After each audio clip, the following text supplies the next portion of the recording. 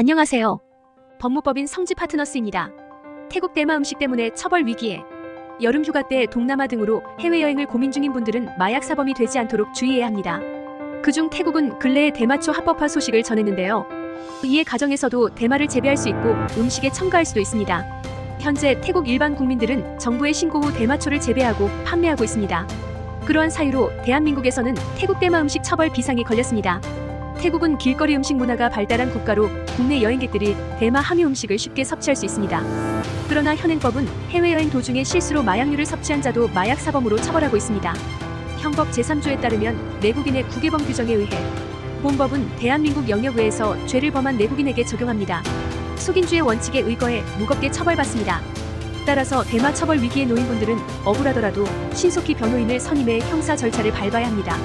이번 글에서는 대마 음식과 관련되어 처벌이 이루어질 수 있는 관련 법령과 여행 후 법 위반으로 입건된 실제 사례를 자세히 살펴보겠습니다. 그리고 처벌 위기 시 대응 방법에 대해서 말씀드리겠습니다. 태국 대마 음식 종류. 현재 길거리 또는 식당에서 쉽게 접할 수 있는 태국 대마 음식은 대마 오일이 함유된 각종 요리와 삼겹살, 소주, 차, 초콜릿, 스무디 등이 있습니다. 대마 처벌 비상사태에 웃고 넘기는 이들도 있으나 국가정보원은 경고를 하는 상황입니다. 판매 중인 대마 소주의 경우 일반 무알콜 음료처럼 홍보하고 있습니다. 대마가 함유돼 있다는 사실도 태국어로 적혀 있어 자칫 잘못하면 모르고 섭취하기 십상입니다. 이에 국가정보원은 대마를 의미하는 잎사귀 문양, 영문명 캐너버스, 메로와너, 위드 등 단어를 주의하고 피해야 한다고 전했습니다. 대마 처벌 수위. 일부 국가에서 대마의 일정량을 사용하는 것을 합법화하면서 마약 범죄 오해가 종종 벌어졌는데요. 한국에서는 엄연히 대마 사용, 재배, 섭취가 불법입니다. 현행 마약류 관리에 관한 법률에 따르면 대마는 마약류로 분류합니다. 흡연 이외에도 이를 원료로 사용하여 제조된 모든 제품을 제조 및 판매, 섭취하는 모든 행위로 형사처벌을 받습니다. 대마 처벌 수위는 어떠한 목적으로 흡연 및 소지했는지에 따라 달라지는데요. 해외여행 시 간식이나 음식을 가지고 들어왔다가 수입 수출 목적이 인정되어 무기 또는 5년 이상의 징역에 처할 수 있음에 주의해야 합니다. 태국 대마 음식을 섭취했을 때는 마약류 관리에 관한 법률에 의거해 5년 이하의 징역 또는 5천만 원 이하의 벌금에 처합니다. 특히 최근 법무부는 태국 대마 합법화 사실에 주의하며 국내의 대마 유입을 막고자 해외 마약류 이용 방지 캠페인을 진행한 바 있습니다. 공항 출국장과 인근 고속도로 등 5개 광고물이 설치되며 대대적으로 홍보를 했습니다. 국가기관의 이러한 노력이 있었기에 모르고 섭취했다는 진술은 받아들여지지 않을 가능성이 높습니다. 이에 모르고 태국 대마 음식을 섭취했다가 경찰 조사를 받게 됐다면 조속히 변호사와 상의해 대책을 논의해야 합니다. 해외여행 후 마약 사범으로 입건된 사례. 2023년 4월에 20대 남성이 태국 여행 후에 극심한 복통이 발생해 병원으로 이송됐습니다.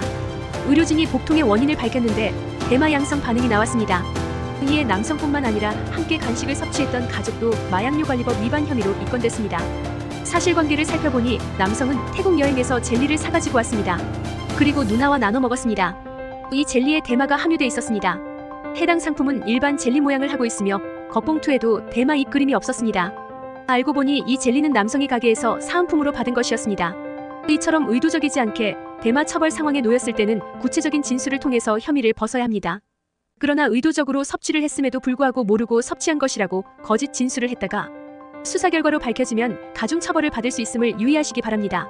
다음으로 법무법인 성지 파트너스에서 해결한 관련 사례를 말씀드리겠습니다. 어떠한 부분에서 변호인의 조력이 필요한지 확인해 보시기 바랍니다.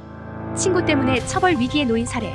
의뢰인 K씨는 실용음악과 학생으로 가수를 준비하는 친구와 동거 중이었습니다. 그런데 이 친구가 대마에 중독된 상태였고 급기야 주변에 판매도 했습니다. 친구가 경찰에 적발돼 체포되면서 K씨도 마약류관리법 위반 혐의로 수사를 받게 됐습니다. K씨는 흡연 섭취 등을 한 적이 없기 때문에 억울하다고 주장했습니다.